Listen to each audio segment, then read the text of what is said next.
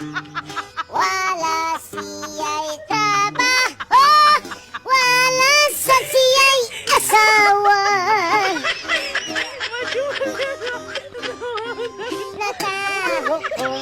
Nakahukom, manimpalat na lang siya.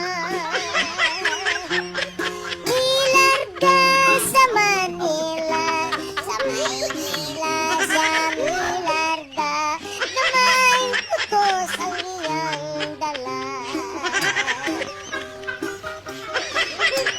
Sa Maynila, iswatir ang Pinoy anak.